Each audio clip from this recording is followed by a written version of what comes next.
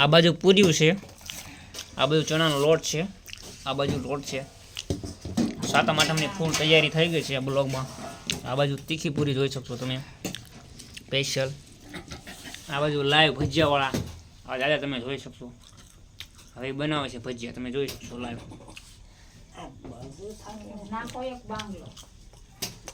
હવે ચાલો બનાવો. ગરમ આવી ગયું છે, તેલ આવી ગયું છે. ગરમા ગરમ ઓઇલમાંથી ડ્રાય કરો.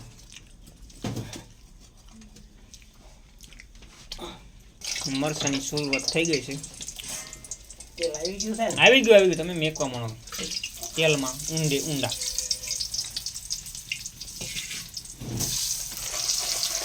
સ્પેશિયલ ભજીયા બની ગયા છે. મીઠું બીઠું નાખતા રહ્યો. નમકીન બનાવજો ટેસ્ટી કુલ.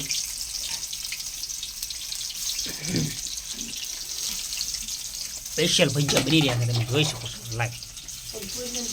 સાઈડ છું કાઢતા રહીને કર બળી જાય છે બધી. સોઇલેટ ક્લિયર.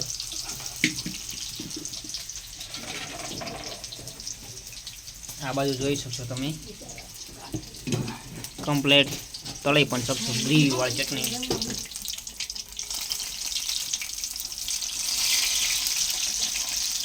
આમ મરચાં થોડાક નાના લે, લોટ બહાર ના રહેવો પડે. કમ્પ્લેટ બનાવો તમે. સાતમ આઠમની ફૂલ તૈયારી સાથે સાદો ભજીયા બનાવે છે, જોઈ શકો.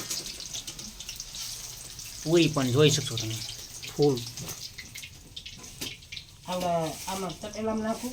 હા, તપેલામાં ગ્રેવી વાળી ચટણી સાથે મિક્સ કરી દેવાના છે એને.